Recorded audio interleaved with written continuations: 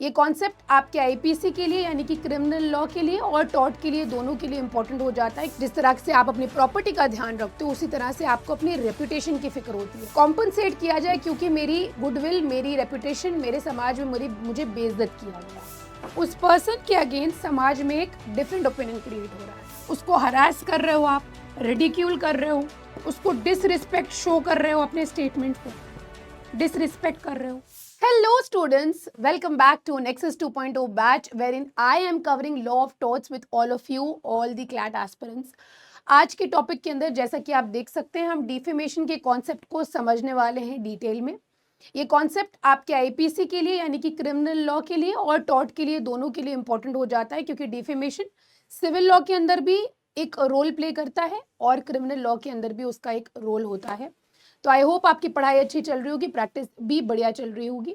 आज के सेशन में डिफेमेशन के टॉपिक को ओवर कर देंगे, उसके बाद हम नेक्सस 3.0 बैच के अंदर मिलने वाले। हमारा ये बैच यहीं पे एंड हो जाएगा as far as law of torts is concern.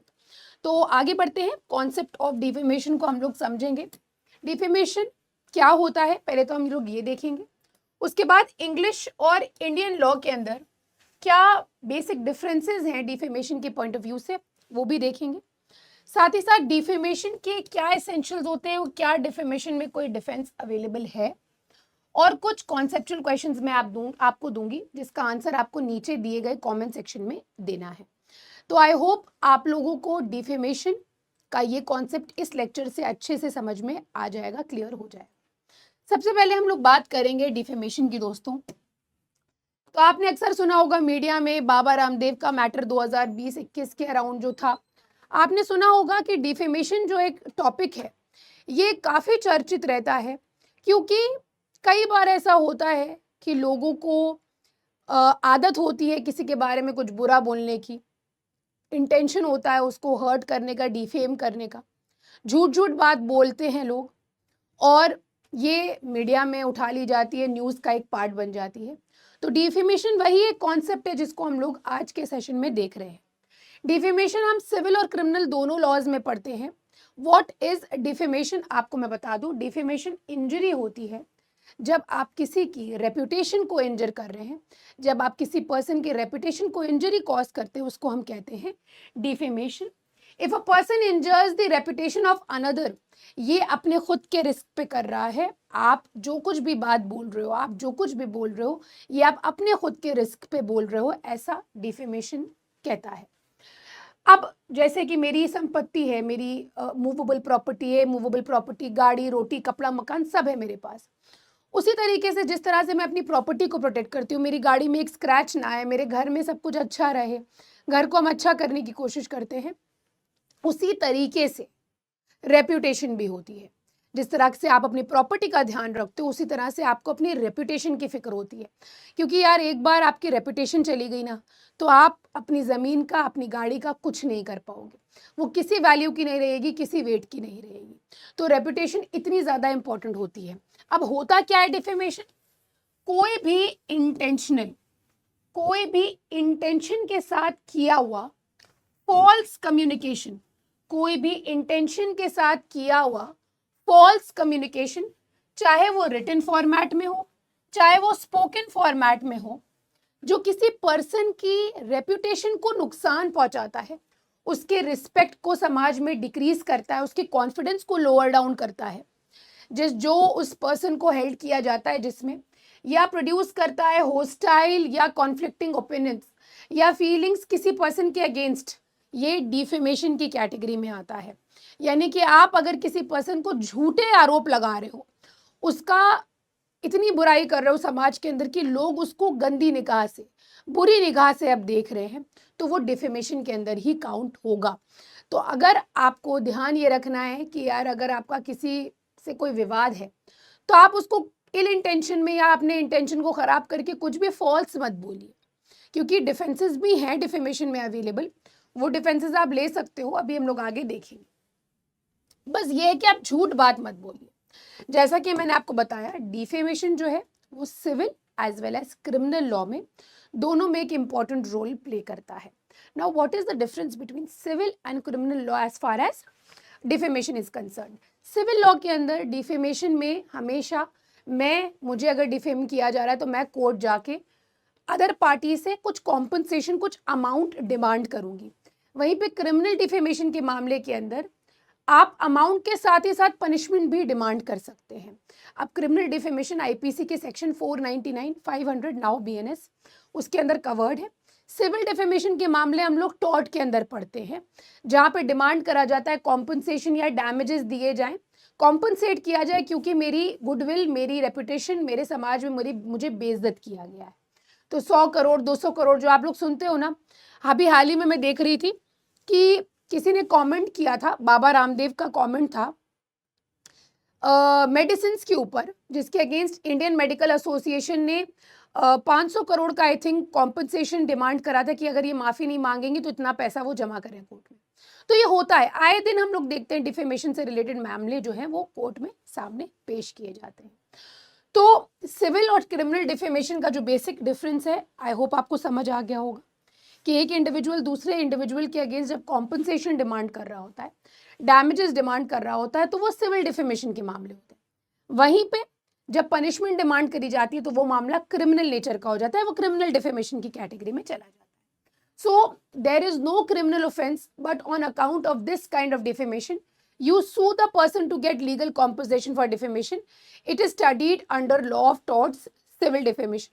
जब क्रिमिनल डिफेमेशन की हम बात करते हैं, ये आप किसी पर्सन को ऑफेंड कर रहे होते हो, आपने क्राइम कमिट करा है। For criminal defamation you could always get liable person और पार्टी प्रोसिक्यूटेड। ये आईपीसी के अंदर हम पढ़ते हैं, प्रोसिक्यूशन हो सकता है, आपको पनिश भी किया जा सकता है, डिफेमेशन 2 साल की आपको सजा भी हो सकती है। So this is the basic difference between both civil and criminal defamation. आगे बढ़ते हैं। अब डिफेमेशन के एसेंशियल्स क्या हैं? देखिए, देयर आर 4 इंपॉर्टेंट एसेंशियल्स जो हम डिफेमेशन में पढ़ते हैं। Here we are concern about civil defamation. कई सारी चीजें आपको रेपिटेशन में मिलेंगी, वही चीज आप क्रिमिनल में भी पढ़ते हो, वही चीज आप सिविल में भी पढ़ते हो। लेकिन सबसे पहले आपको ये देखना है, आप अगर जज हो, आप ये देखोगे क्या जो स्टेटमेंट किया गया है किसी पर्सन के अगेंस्ट, क्या जो स्टेटमेंट किसी पर्सन के अगेंस्ट किया गया है, क्या वो स्टेटमेंट डिफेमेटरी है या नहीं है। What is the meaning when a statement is defamatory? मतलब ये है, क्या वो उस इंसान को हरास कर रहा है, रेडिक्यूल कर रहा है, यानी कि उस पर्सन के अगेंस्ट समाज में एक डिफरेंट ओपिनियन क्रिएट हो रहा है, यानी कि उस पर्सन के अगेंस्ट समाज में एक डिफरेंट ओपिनियन क्रिएट हो रहा है। ठीक है, उसको हरास कर रहे हो आप, रिडिक्यूल कर रहे हो, उसको डिसरिस्पेक्ट शो कर रहे हो, अपने स्टेटमेंट से डिसरिस्पेक्ट कर रहे हो। तो जब ये सारी चीजें होती हैं तो ये डिफेमेशन के अंदर काउंट होगा। आपने कोई भी ऐसा स्टेटमेंट किया, आपने कहा अरे इनका आपने रिकॉर्ड नहीं देखा, इनकी तो पहुंची हुई हस्ती हैं, कई सारी लड़कियों के साथ इनकी बातचीत होती रहती है, कई सारी लड़कियों के साथ इनके रिश्ते हैं, क्या आप नहीं जानते? तो ये सारी चीज़ें आती हैं जब स्टेटमेंट हम कहेंगे डिफेमेटरी है, जब आप अपनी बात से किसी को हरास कर रहे हो, समाज में उसके रिस्पेक्ट को लोअर डाउन कर रहे हो, इट मीन्स आप उसको डिफेम कर रहे हो, स्टेटमेंट आपका डिफेमेटरी है। कोर्ट ये जांचेगा क्या आपका स्टेटमेंट डिफेमेटरी है कि आपका स्टेटमेंट जनरल है। अगर स्टेटमेंट डिफेमेटरी है तो ही ये डिफेमेशन की कैटेगरी में आएगा, अगर स्टेटमेंट जनरल है तो शायद ये डिफेमेशन की कैटेगरी में नहीं आएगा। भाई अगले ने कोई बात बोली भी है कि आप बिला वजह जो है नाराज बैठे, ये बड़ी बात होती है। फिर next important essential here is that जो भी स्टेटमेंट किया गया है वो किया जा रहा है उस पर्सन को जो कि केस फाइल कर रहा है। जैसे मुझे डिफेम किया गया है, मैं ही केस फाइल कर रही हूँ। ये नहीं है कि मेरी सिस्टर को डिफेम किया जा रहा है, मेरे ब्रदर को डिफेम किया जा रहा है, मेरे चाचा जी को डिफेम किया जा रहा है, मैं जा रही हूँ। तो जो भी स्टेटमेंट मेरे अगेंस्ट किया गया है, ये मेरे ही अगेंस्ट किया गया हो, ऐसा नहीं कि मेरे भाई के अगेंस्ट किया गया है तो मैं केस फाइल कर रही हूँ। तो स्टेटमेंट प्लेंटिफ को रिफर्ड होना चाहिए। There has to be a connection between the person, the wrong doer and the plaintiff. उनका कनेक्शन क्या होगा कि डिफेमेशन हुआ है, डिफेम किया है आपने अपनी बातों से, अपने वर्ड से, चाहे वो स्पोकन वर्ड्स हो चाहे वो रिटन। ठीक है, अब तीसरा सबसे इंपॉर्टेंट एसेंशियल ये जो आपको समझना चाहिए वो ये है कि जो डिफेमेटरी स्टेटमेंट है ना, उसका पब्लिश होना बहुत जरूरी है। मतलब क्या है पब्लिश होने का? मतलब ये है कि मैं अपने शब्द से किसी को डिफेम कर रही हूँ। ये डिफेमेशन तब तक की नहीं होगा जब तक कि तीसरा पर्सन सुन नहीं रहा हो, जब तक कि इस बारे में जो बात है वो तीसरे पर्सन तक ना पहुंची हो, तब तक कि हम कह नहीं सकते कि ये डिफेमेशन की कैटेगरी में जा रहा है। सो स्टेटमेंट डिफेमेटरी होना चाहिए, प्लेंटिफ को रेफर्ड होना चाहिए और पब्लिश्ड होना चाहिए, यानी कि किसी थर्ड पर्सन को उस स्टेटमेंट के बारे में, उस बुक के बारे में जिसमें आपने अदर पर्सन को डिफेम किया है, या उस फोन कॉल के बारे में, या उस लेटर के बारे में पता हो, उसने वो चीज पढ़ ली हो, तो वो पब्लिश्ड होना चाहिए। और चौथा मोस्ट इंपॉर्टेंट एसेंशियल है कि जो भी स्टेटमेंट डिफेमेटरी किया गया है वो झूठा आरोप है। आपने झूठी बात बोली, आपने लड़कियों का जो आरोप लगाया वो झूठा आरोप था, उसमें कोई बात सत्य नहीं थी, झूठा था, आप हमको फंसाना चाहते थे। मैलिशियस यानी कि उसके अंदर मैलिस है, इल इंटेंशन है, एक दूसरे इंटेंशन के साथ आपने केस फाइल किया है, तो मैलिशियस है, फॉल्स है, और सबसे बड़ी बात इंटेंशन ही आपका खराब है। आपको पता है कि ये बात झूठी है, ट्रू नहीं है, सच नहीं है, उसके बाद भी आप कर रहे हो without any pure true intention. Defamatory statement आप कर रहे हो, आपने वो स्टेटमेंट रिफर करा है उस पर्सन को जो कोर्ट गया है, पब्लिश्ड है यानी कि थर्ड पर्सन ने इसके बारे में पढ़ा है, सुना है, और लास्टली स्टेटमेंट झूठा है और फंसाने के लिए किया गया है, मैलिशियस स्टेटमेंट है। तो ये चारों चीजें आपको ध्यान में रखनी है, बहुत इंपॉर्टेंट है चारों चीजें, it is very very important for all of you. ठीक है, इसको लो करना है अपने को। अब उसके बाद डिफेमेटरी स्टेटमेंट मैंने आपको बताया हुआ है कि आप किसी के लिए एक हेट्रेड यानी कि एक नफरत की भावना पैदा कर रहे हैं, कंटेम्प्ट की भावना पैदा कर रहे हैं, उसको समाज में बेइज्जत कर रहे हैं। लोगों के अंदर राइट माइंडेड जो लोग हैं, आप या कोर्ट कब ये चीज को मानेगा कि डिफेमेशन हुआ है या किसी भी पर्सन को आप डिफेम कर रहे हो, तब माना जाएगा जब समाज के अंदर, जो सोसाइटी के अंदर लोग हैं ना, राइट माइंडेड सिटीजन्स जो हैं, जो 99.9% केसेस के अंदर एक सही फैसले पे उतर पाते हैं, उनके दिमाग में आपके लिए गलत भावना बन गई, वो आपको अब डिसरिस्पेक्ट शो कर रहे हैं, अब आप उनके लिए उतने इंपॉर्टेंट नहीं रहे जितने पहले हुआ करते थे। तो एक हेट्रेड, एक रिडिक्यूल किया जा रहा है, डिसलाइक किया जा रहा है, तो ये डिफेमेटरी स्टेटमेंट के अंदर आएगा। जब आप किसी पर्सन को इंजर करते हैं, उसके प्रोफेशन पे आंच लगाते हैं, उसके ट्रेड, उसके बिजनेस पे, उसके कैरेक्टर पे उंगली उठाते हैं, ये भी डिफेमेशन होगा। लेकिन आपको याद रखना है कि ये जो स्टेटमेंट है ये फॉल्स होना चाहिए, it has to be a false and malicious statement, यानी कि आपको फंसाने के लिए ये स्टेटमेंट किया गया है, आपको फंसाने के लिए ये बात बोली जा रही है। ठीक है, उसके बाद देखिए, अब आपको डिफेम कर दिया, आपने बोल दिया अरे ये तो बहुत ही बेकार आदमी है, इनके बारे में तो आप लोगों ने कई बार सुना ही होगा, आप तो जानते ही हैं कि ये कितने घटिया हैं, इनके बारे में तो हर जगह, हर न्यूज़पेपर में छपता है। अब ये सारी चीज़ें सुनने के बाद जो मेंबर्स हैं, सोसाइटी के मेंबर्स हैं, वो अब आपको अवॉइड करने लगे हैं, अब आपको दूर भगाने लगे हैं। वो लोग जो आपको पसंद करा करते थे, वो लोग जो आपको डिनर पे बुलाया करते थे, वो लोग जो आपके घर आना पसंद करते थे, वो अब आपको पसंद नहीं कर रहे हैं, और वो अब आपको कहीं ना कहीं गलत भावना से देखते हैं, वो लोग कहीं ना कहीं अब आपको पसंद नहीं करते हैं। ठीक है, now you are avoided by those member of the society, अब आपको अवॉइड किया जा रहा है। आप सोचो कि आपको कितनी तकलीफ होगी इस बारे में, बहुत बढ़ गया टेम्परेचर। तो ये ध्यान आपको रखना है और मेक श्योर करना है कि कभी भी फॉल्स स्टेटमेंट ना करें, मैलिशियस स्टेटमेंट ना करें, जिससे आप किसी को डिफेम करें, रिडिक्यूल करें, उसके लिए एक हेट्रेड की भावना पैदा करें, और जिसकी वजह से right members of the society के अंदर उसको इंसल्ट महसूस हो और वो लोअर डाउन हो एस्टीम में। चलिए आगे आ जाइए, सवाल आपके लिए ये है, हालांकि अभी हम लोग एक और सवाल देखेंगे, 2 और सवाल देखेंगे। आपसे क्वेश्चन ये पूछना चाहती हूँ, क्या एक मृत यानी कि मरे हुए इंसान को डिफेम किया जा सकता है? Can a dead person ever be defamed? इसके 2 ओपिनियंस हैं, दोनों ओपिनियंस आपके सामने होने चाहिए, आपको पता होने चाहिए।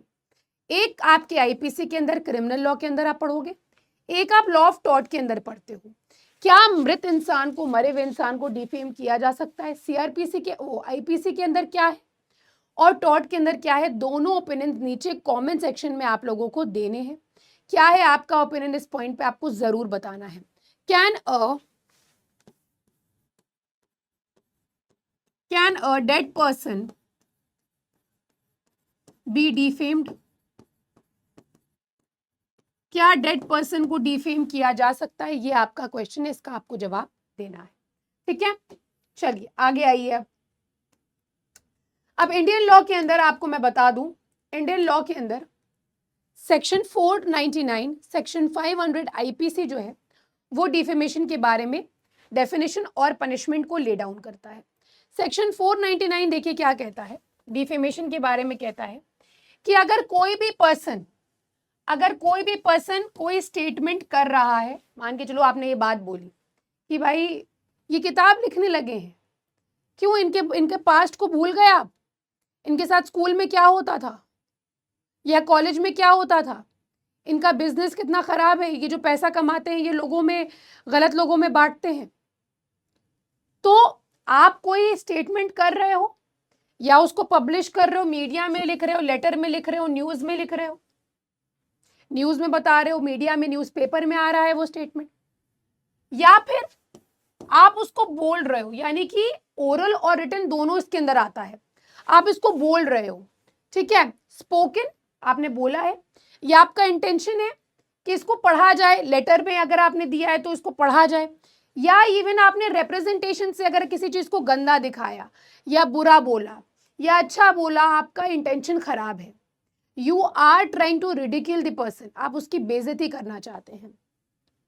तो साइंस हो चाहे विजिबल रिप्रेजेंटेशन हो, रिटन फॉर्मेट में भी हो सकता है, स्पोकन फॉर्मेट में भी हो सकता है, यानी कि ओरल भी हो सकता है एंड राइटिंग भी हो सकता है। ये चीज आपके लिए बहुत इंपॉर्टेंट है। अच्छा, सवाल ये है कि आप बिना इंटेंशन के, अगर हम आपसे पूछें कि डिफेमेशन हुआ है लेकिन हार्म का कोई इंटेंशन नहीं था, नुकसान पहुंचाने का कोई एज सच इंटेंशन नहीं था, क्या वो डिफेमेशन होगा? आप बताओ कि ये गुड फेथ में किया गया था पब्लिक पर्पस के लिए, अगर ऐसा हुआ है तो ये डिफेमेशन में काउंट नहीं होगा। क्यों? क्योंकि इंटेंशन होना बहुत जरूरी है। किस चीज का इंटेंशन होना जरूरी है? इंटेंशन होना जरूरी है कि हार्म कॉज हो, दूसरे पर्सन को नुकसान हो, किसी चीज का हार्म हो, ये इंटेंशन होना बहुत जरूरी है। साथ ही साथ नॉलेज होनी चाहिए कि आप किसी पर्सन की रेपुटेशन को नुकसान पहुंचा रहे हो, you are harming the reputation of the other person. तो ये सारी चीजें आपको पता होनी चाहिए जब भी हम डिफेमेशन की बात करते हैं। डेफिनेशन, पनिशमेंट, अब सेक्शन 500 जो है ये पनिशमेंट की बात करता है। डिफेमेशन के मामले में आपको 2 साल की भी सजा हो सकती है। कहाँ पे दिया गया है? आईपीसी के अंदर दिया गया है। सो ओरली किया हो, रिटन फॉर्मेट में किया हो, या आप रिप्रेजेंटेशन से कर रहे हो, आईपीसी ने सारी चीजों को इंक्लूड किया हुआ है।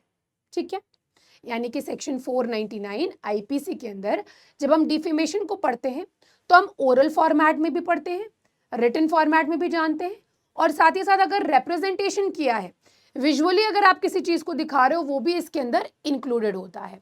Clear everybody? ये बात सबको क्लियर हो गई? आई होप आपको अच्छे से ये चीज समझ में आ गई हो।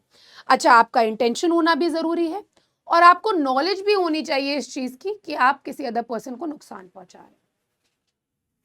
चलिए, अब क्वेश्चन ये है कि हम इंग्लिश लॉ से कैसे डिफर करते हैं।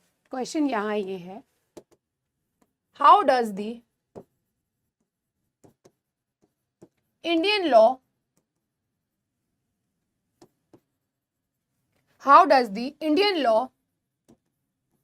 differs from the English law on the point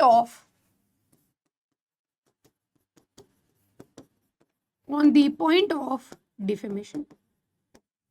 तो जैसा कि हम सब जानते हैं कि लॉ ऑफ टॉर्ट्स की बात कर लीजिए, या हमारे इंडिपेंडेंस से पहले जितने भी लॉज हैं उनमें ब्रिटिशर्स का इन्फ्लुएंस है, उनका रोल है, उन्होंने बहुत इंपॉर्टेंट रोल प्ले किया है, चाहे वो लॉर्ड मैकॉले हो, चाहे आप बात कर लीजिए बड़े बड़े जूरिस्ट रहे ब्रिटिश राज में जिन्होंने बहुत हेल्प किया। लॉर्ड विलियम बेंटिक की बात कर लीजिए, मैकॉले की बात कर लीजिए, सर जेम्स जेम्स स्टीफन की बात कर लीजिए, एविडेंस एक्ट को जिन्होंने हेल्प किया था ड्राफ्ट करने में। तो इन्फ्लुएंस तो बहुत है इंग्लिश पीपल का या इंग्लिश मैन का इन्फ्लुएंस बहुत है। और टॉट के अंदर तो हम यही पढ़ते हैं। लॉ ऑफ टॉट में हम क्या पढ़ते हैं? लॉ ऑफ टॉट में तो हम केस लॉज ही ना पढ़ते हैं। केस लॉज हम लोग पढ़ते हैं कि इंग्लिश केसेस कौन से रहे, इंडियन केसेस कौन से रहे जहां पे कॉम्पनसेशन डैमेजेस क्लेम किए गए, न्यूसेंस, नेग्लिजेंस, ट्रेसपास। तो मैं आपको बता दूं कि इंडियन लॉ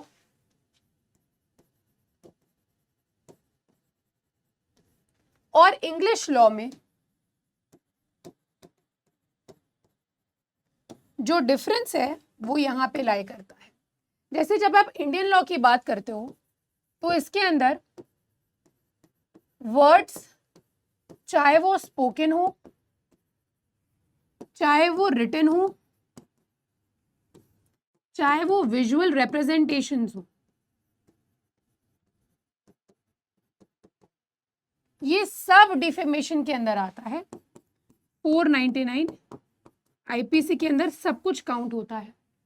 लेकिन जब हम लोग इंग्लिश लॉ की बात करते हैं तो यहाँ पे दो डिविजन्स किए गए हैं।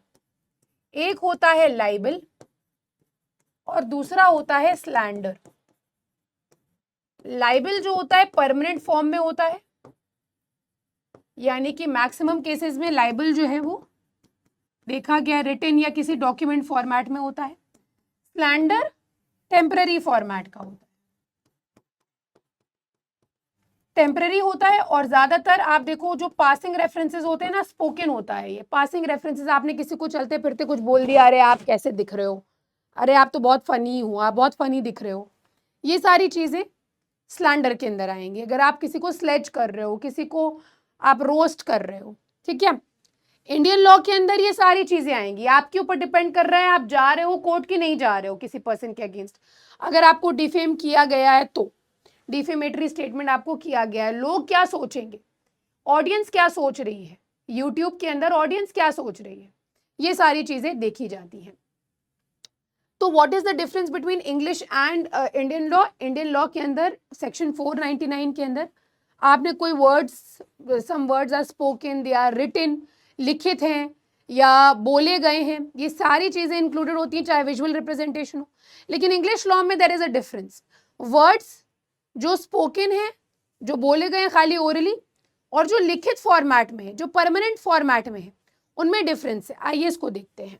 देखिए लाइबल क्या है? लाइबल डिफेमेशन है परमानेंट फॉर्म में। जैसे कि राइटिंग, आपने कोई मान के चलिए पिक्चर बना दी, कोई पिक्चर है, कोई मूवी है, कोई फोटो क्लिक करी गई है, वो आपने छाप दी मीडिया में।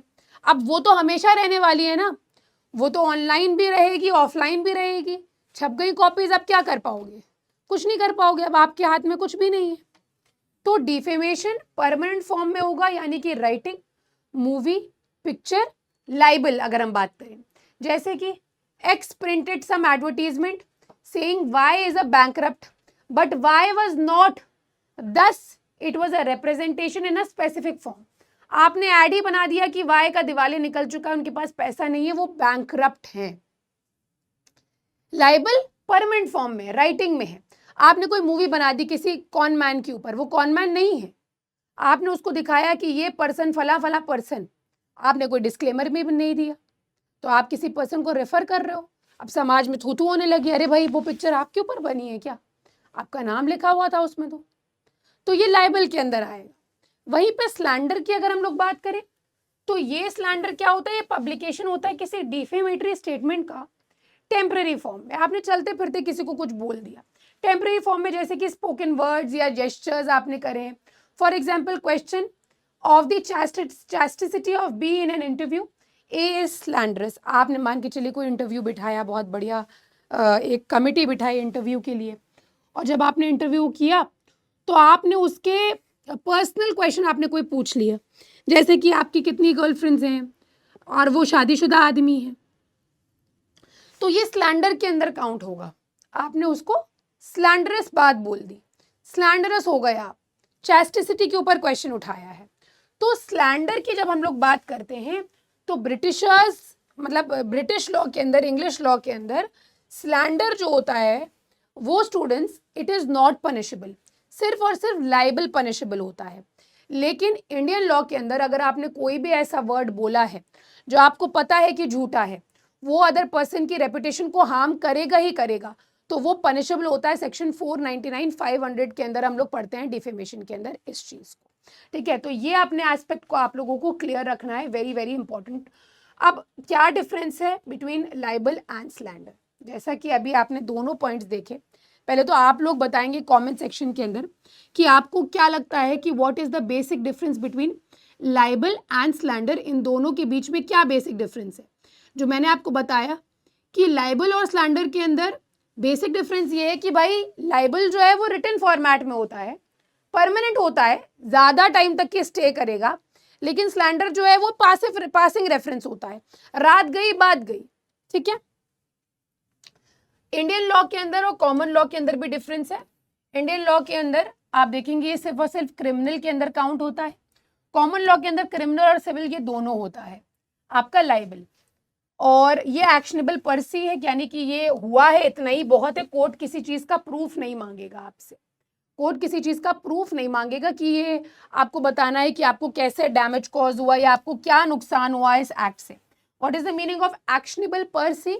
एक्शनेबल पर सी का मतलब ये होता है कि ये अगर मामला कोर्ट जाएगा तो कोर्ट ऑटोमेटिकली इसकी सुनवाई कर लेगा, तो court will listen to it, और जुरिस्डिक्शन के अंदर अगर फॉल करेगा तो कोर्ट इसका कॉग्निजेंस ले लेगा।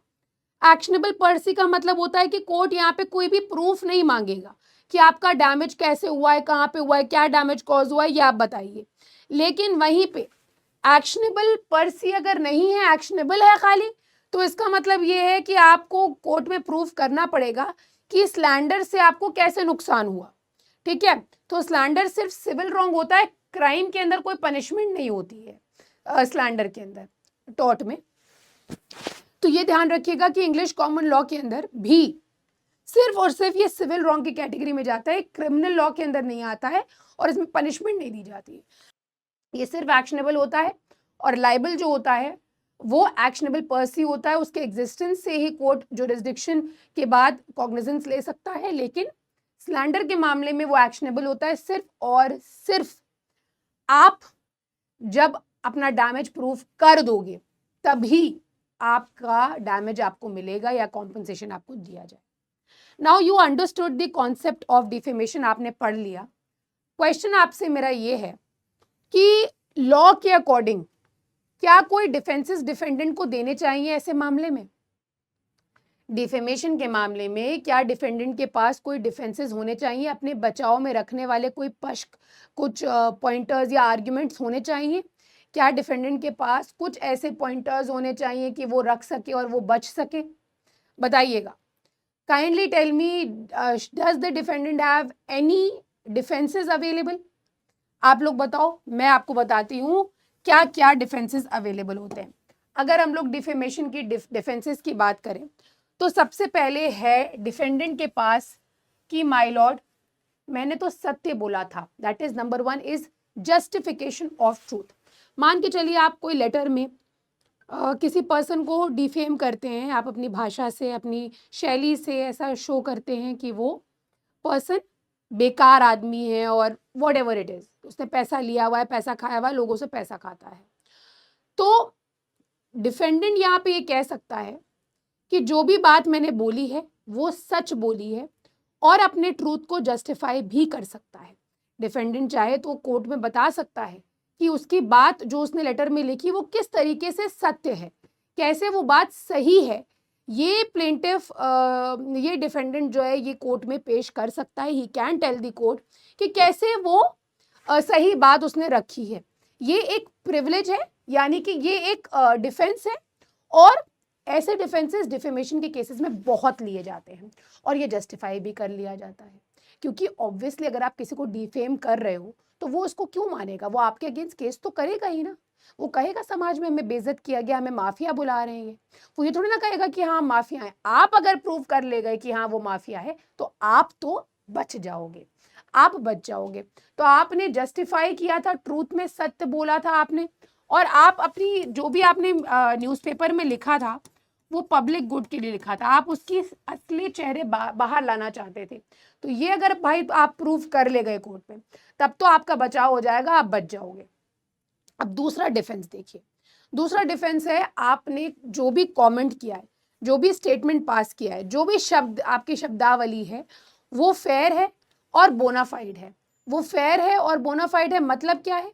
कहने का मतलब ये है कि आपका आज सच कोई इनसे रिश्ता नाता नहीं है। आपने पब्लिक के लिए, समाज के लिए, सोसाइटी में उस पर्सन की बात को, उसकी सच्चाई को, उसके असली चेहरे को बाहर लाने के लिए एक स्टेटमेंट पास किया जो कि बहुत जायज स्टेटमेंट था और बोनाफाइड था। माय लॉर्ड, आपको प्रूव करना पड़ेगा कि माय लॉर्ड मेरा इंटेंशन खराब नहीं था, क्योंकि इंटेंशन अगर खराब प्रूव हो गया तब तो आपने डिफेम ही किया है। तो बोनाफाइड का मतलब ये है कि इल इंटेंशन नहीं था मेरा, मैंने तो, अरे मुझे लग रहा था ये तो इनके फेवर में होगा, ये तो इनके अगेंस्ट हो गई बात। क्यों अगेंस्ट हो गई? क्योंकि ऑलरेडी वो पहले के क्रिमिनल रहे हैं, हमें पता ही नहीं था कि क्रिमिनल है, हमें पता ही नहीं था कि क्रिमिनल है और हमने ये बात कर दी। तो मैंने तो एक फेयर कमिट किया था, मेरा कोई इंटेंशन नहीं था, लेकिन अब वो निकल आए तो माय लॉर्ड हमें तो छोड़ दीजिए, हमने क्या गलत किया है। तो एक फेयर और बोनाफाइड कमेंट अगर किया गया है तो ये भी डिफेंडेंट डिफेंस इस चीज़ का ले सकता है कि उसकी कोई गलती नहीं रही, उसने ये जो भी स्टेटमेंट पास किया है ये उसने पब्लिक गुड के लिए, सोसाइटी एट लार्ज को प्रोटेक्ट करने के लिए पास किया। अब हम लोग बात करेंगे प्रिविलेज की। आप सब जानते हैं कि पार्लियामेंट और स्टेट लेजिस्लेटिव असेंबलीज के अंदर एमपीज और एमएलएज बैठते हैं, और हाउस के अंदर जब सेशंस चल रहे होते हैं तो कई बहुत सारी ऐसी हीटेड डिबेट्स हो जाती हैं। एक पॉलिटिकल पार्टी दूसरे पॉलिटिकल पार्टी के व्यूज़ को नहीं पसंद करती है, या एक पॉलिटिकल पार्टी पर्सनल लेवल पे किसी मिनिस्टर को कोई चीज़ बोल दिया, किसी एक मिनिस्टर ने दूसरे मिनिस्टर के अगेंस्ट बोल दिया। ये अक्सर होता है, कुर्सियाँ फेंक दी जाती हैं, तोड़ दी जाती हैं, हम सब लोग देखते हैं। तो क्वेश्चन यहाँ पे ये है कि अगर किसी एमपी या एमएलए ने कोई भी ऐसा स्टेटमेंट पास किया है जो दूसरे पर्सन के लिए, मिनिस्टर के लिए डिफेमेटरी है, तो क्या वो प्रोटेक्टेड है? तो कॉन्स्टिट्यूशन के हिसाब से जी हाँ, वो एमपी एमएलए प्रोटेक्टेड है। लेकिन recently freedom of speech and expression पे बहुत सारे केसेस आए हैं और सुप्रीम कोर्ट ने अपना ओपिनियन थोड़ा सा स्ट्रिक्ट किया है। उन्होंने कहा है एमपी और एमएलए स्ट्रेट अप ये नहीं कह सकते कि हमें प्रोटेक्शन मिला हुआ है। अगर आप अपने स्टेटमेंट से किसी भी पर्सन को उसकी लाइफ, पर्सनल लिबर्टी पे कोई उंगली उठा रहे हो, आप उसकी लाइफ या पर्सनल लिबर्टी को हैम्पर कर रहे हो, आप उसको इस तरीके से कोई बात बोल दे रहे हो जो उसको ऐसे हिट करेगी कि वो शायद समाज में अब रह ना पाए, बेइज्जत रहे। जैसे लड़की को रेप की पॉइंट ऑफ व्यू से आपने कुछ बोल दिया तो अब उसका कोई फ्यूचर नहीं बचा है। तो सुप्रीम कोर्ट ने कहा कि ऐसे में आपके प्रिविलेजेस को दबा दिया जाएगा, चाहे आप एमपी हो चाहे आप एमएलए हो। तो यहाँ पे आपको प्रिविलेज नहीं दी जाएगी। क्यों? क्योंकि उसका freedom of speech and expression भी, उसका right to life and personal liberty भी है, उसके फंडामेंटल राइट्स हैं। तो प्रिविलेजेस इस एस्पेक्ट में हम पढ़ते हैं। चौथा और सबसे इजी हथियार बोल दिया, हमें माफ कर दीजिए, हमारी गलती हो गई, क्या है? It is apology. आपने डिफेम कर दिया, यही चीज तो बाबा रामदेव के केस में कहा गया। उन्होंने कहा कि अगर आईएमए ने कहा कि अगर इन्होंने माफी नहीं मांगी, if he is not pleading guilty, तो हम यहाँ पे इनके ऊपर 1000 करोड़ का फाइन लगा रहे हैं, आपको पैसा देना पड़ेगा। कॉम्पनसेशन डिमांड कर लिया, माफी मांग ली, माफी मांग ली। अभी सुप्रीम कोर्ट ने कहा बाबा रामदेव से कि जिस तरह से एडवर्टीजमेंट करते थे पतंजलि के, आप जितने बढ़ चढ़ के एडवर्टीजमेंट होते थे, उसी तरीके से, उसी स्पीड में, उसी पॉपुलैरिटी से आपको माफी मांगनी है सबसे। आपको बताना है कि आपके प्रोडक्ट्स में क्या चीज सही है, क्या चीज सही नहीं है। फेक चीजें आप मत चलाइए। पतंजलि को डांटा है सुप्रीम कोर्ट ने। तो apology is very very easy, but apology के केसेस में मैक्सिमम टाइम्स ये देखा जाता है कि भाई कोर्ट ये चीज देखता है क्या सिंसियर अपॉलॉजी है, क्या ये एक्ट फिर से दोहराया तो नहीं जाएगा, क्या इस एक्ट का फिर से रेपिटेशन तो नहीं होगा कि आप फिर से डिफेम कर रहे हो और फिर आप माफी मांग रहे हो। अगर इसका रेपिटेशन होगा तो हो सकता है कोर्ट आपकी अपॉलॉजी को एक्सेप्ट ना करे। तो these are the defences which are available to the defendant, the party who has committed defamation against another person, जो कि इंजर्ड पार्टी है, जो अग्रीव्ड पर्सन है, आपने उस पर्सन को डिफेम कर दिया। तो अगर आपसे कोई पूछे क्या डिफेमेशन से रिलेटेड कोई डिफेंसेस आपके पास हैं, आप बोलना हाँ, आप माफ़ी मांग लो, सबसे पहले सबसे इजी माफ़ी मांग लो। अगर आप MP MLA हो तो आप बोल दो कि आपको कॉन्स्टिट्यूशन में प्रिविलेजेस मिली हुई हैं। आप बोल दो कि आपने पब्लिक फेथ में एक फेयर और बोनाफाइड कमेंट किया था, आपका कोई इंटेंशन ही नहीं था। या फिर आप ये बोल दो कि आपको कोर्ट में प्रूव करना पड़ेगा कि भाई ट्रूथ यानी कि सत्य मैंने बोला है और इसको जस्टिफाई आप कर दो कोर्ट में। अगर ये चारों डिफेंसेस आपके पास अवेलेबल हैं या चार में से कोई एक भी डिफेंस आपके पास अवेलेबल है, तो डिफेमेशन के केस में आप डैमेजेस देने से या कम डैमेजेस में ही निपट जाओगे या पनिशमेंट से बच सकते हो। ठीक है, आपको कमेंट सेक्शन में वो डेड पर्सन वाला जवाब देना है, मैं इंतजार करूंगी। आई विल सी कितने बच्चे इसका जवाब देते हैं। Now we will be moving towards questions. मैं आपको 2 क्वेश्चंस यहाँ पे कराने वाली हूँ, ध्यान दीजिएगा। सबसे पहला question, on 13th April 2019 during a political rally in Karnataka before the Indian general elections, Rahul Gandhi remarked in Hindi, saying, "Why do all thieves, be it Nirav Modi, Lalit Modi, or Narendra Modi, have Modi in their surnames?" A criminal defamation case was filed by Purnesh Modi. He is a BJP MLA who claimed that Gandhi had defamed all people with surname Modi, and he was given maximum punishment, that is 2 years of imprisonment by the court. He has appealed to the Supreme Court. On what grounds Rahul Gandhi may get his conviction stayed? A. The defamation case could have been filed only by the aggrieved person here, Narendra Modi. B. This was not such a grave offense that only maximum punishment would have been awarded. C. The lack of intention to harm the reputation of the said community, as there is no such well-defined community. D. All of the above. इस question के अंदर आपको ये बताना है, देखिए situation क्या है अभी करेंटली ये हम सब जान रहे हैं, बट ये क्वेश्चन आपके लिए इंपॉर्टेंट ये है कि सुप्रीम कोर्ट ने किस ग्राउंड पे इनके MP स्टेटस को वापस इनको दिया। सुप्रीम कोर्ट ने अपने जजमेंट में क्या कहा था, इनका वापस स्टेटस सुप्रीम कोर्ट के द्वारा दिया गया है। उन्होंने तो गुजरात के कोर्ट ने तो पनिशमेंट दे दी थी राहुल गांधी को, इनका बंगला सब वापस ले लिया गया था। तो आपको सुप्रीम कोर्ट का क्या ओपिनियन है इस क्वेश्चन में, इसका जवाब देना है। नेक्स्ट क्वेश्चन आपकी स्क्रीन के ऊपर आपको दिखेगा here.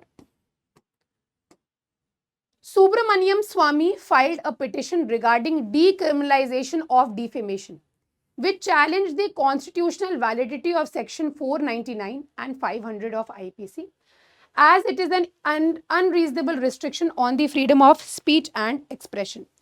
Whether section 499, 500 have a direct bearing on freedom of speech and expression, or whether reasonable restrictions may be imposed on the freedom of speech and expression. A. Yes, because Article 19(1)(a) is not absolute. Reasonable restrictions may be imposed. B. No. Reasonable restrictions other than Article 19 Clause 2 cannot be imposed. C. Defamation restricts freedom of speech and expression. D. Freedom of speech and expression subsides defamation. इस question के अंदर ये बहुत landmark case है सुब्रमण्यम स्वामी का। इन्होंने कहा कि डिफेमेशन को डीक्रिमिनलाइज कर देना चाहिए, अब इसकी पनिशमेंट नहीं होनी चाहिए, there should be decriminalisation of defamation. और इन्होंने सेक्शन 499 और 500 की कॉन्स्टिट्यूशनल वैलिडिटी को चैलेंज किया सुप्रीम कोर्ट में, कहा कि ये असंवैधानिक है। अब यहाँ पे क्वेश्चन ये पूछ रहा है कि whether section 499, 500 have a direct bearing on freedom of speech and expression, क्या इसका डायरेक्ट असर पड़ता है? इसका जवाब आपको कमेंट सेक्शन में देना है। अब यहीं पे हमारा आज का टॉपिक तो ओवर हुआ, but let us see quickly कि हमने क्या पढ़ा। डिफेमेशन के अंदर हमने जाना there are 2 types of defamation, एक है सिविल डिफेमेशन और दूसरा है क्रिमिनल डिफेमेशन। सिविल डिफेमेशन के अंदर एक इंडिविजुअल दूसरे इंडिविजुअल से डैमेजेस क्लेम करता है, अमाउंट क्लेम करता है या कॉम्पनसेशन डिमांड करता है। वहीं पे क्रिमिनल केसेस के अंदर एक पर्सन दूसरे पर्सन को डिफेम करता है और जब केस फाइल किया जाता है तो यहाँ पे पनिशमेंट डिमांड करी जाती है। क्या डिमांड करी जाती है? पनिशमेंट डिमांड करी जाती है। और इसके साथ ही साथ कुछ अमाउंट फाइन के लिए भी लगाया जा सकता है, जेल की सजा काटो ऐसा कहा जाता है। तो सिविल और क्रिमिनल में बेसिक डिफरेंस ये है। दूसरी बात आपको ध्यान देनी है कि इंडियन लॉ जो है वो इंग्लिश लॉ से भी डिफर करता है इस एस्पेक्ट में। इंडियन लॉ के अंदर आपके वर्ड्स चाहे स्पोकन हो, चाहे रिटन हो, चाहे विजुअल रिप्रेजेंटेशन हो, ये सब डिफेमेशन के अंदर काउंट होता है। लेकिन इंग्लिश लॉ के अंदर सिविल केसेस के अंदर सिर्फ और सिर्फ आप रिटन फॉर्मेट में ही केस फाइल किया जा सकता है। अच्छा, डिफेमेशन हमने देख लिया, इसके 4 इंपॉर्टेंट एसेंशियल्स थे। सबसे पहले कि एक डिफेमेटरी स्टेटमेंट होना चाहिए,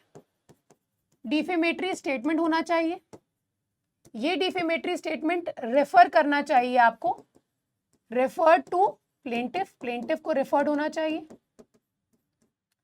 तीसरी बात, यहाँ पे आपका जो स्टेटमेंट आपने किया है ये फॉल्स है, झूठा स्टेटमेंट है, फॉल्स एंड मैलिशियस है, और आपका यहाँ पे इंटेंशन है कि आप हार्म करें अदर पर्सन को। तो इसी के साथ हम आज का अपना सेशन एंड करते हैं, टॉपिक एंड करते हैं। और आपको मैं यहाँ पे बता दूं, ये जो टॉपिक है आपके एग्जाम पॉइंट ऑफ व्यू से बहुत इंपॉर्टेंट है। जो भी सोसाइटी में या जो भी चल रहा है न्यूज़ में, आपको उससे अवेयर होना बहुत ज़रूरी है, क्योंकि क्लैट हो चाहे ओलिट हो, ये सारी चीज़ें आपसे ज़रूर पूछी जाएंगी कि केरला हाई कोर्ट ने इस पर्टिकुलर पॉइंट पे क्या कहा, सुप्रीम कोर्ट ने इस पर्टिकुलर पॉइंट पे क्या कहा। सो लीगल अपडेट्स से आपको अवेयर रहना, it is very very important for all of you. और डिफेमेशन आए दिन न्यूज़ का एक पार्ट बनता है, आपको डिफेमेशन अच्छे से तैयार करना है, चाहे वो सिविल डिफेमेशन हो चाहे वो क्रिमिनल डिफेमेशन हो। इसी पॉइंट पे हम आज का लेक्चर तो एंड करेंगे, बट सभी स्टूडेंट्स को ये चीज़ मैं बता दूं कि ये एंड हो रहा है यहाँ पे नेक्सस 2.0 बैच, लेकिन यहाँ पे हमारे सेशंस का एंड नहीं है। We are going to meet in the Nexus 3.0 batch, which will be live here only on PW CLAT. You can find it.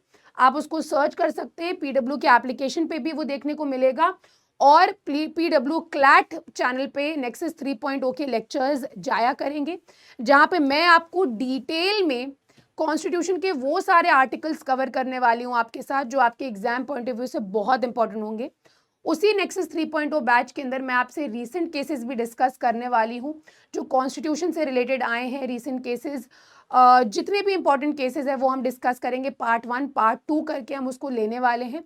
तो हम लोग डेफिनेटली नेक्सस 3.0 बैच के अंदर मिलेंगे। बस आपसे रिक्वेस्ट ये है कि जो कुछ भी आपने पढ़ा है इस बैच के अंदर, उसको आप रिटेन रखिए, ज़्यादा प्रैक्टिस करिए, प्रैक्टिस पे फोकस करो, क्योंकि वही तुम्हारी रैंक को ऊपर ले जाएगा। ऐसे घर बैठ के खाली सिलेबस कंप्लीट करने से कुछ नहीं होने वाला है, चाहे 3.2 कर लेना चाहे 4.0 कर लेना, but you have to do practice. तो अभी से क्यों नहीं स्टार्ट कर लो, अभी से स्टार्ट कर लो प्रैक्टिस करना। तो मिलेंगे बेटा नेक्सस 3.0 बैच में, तब तक के लिए आप पढ़ाई करते रहो, अपना ध्यान रखो, take care and good bye.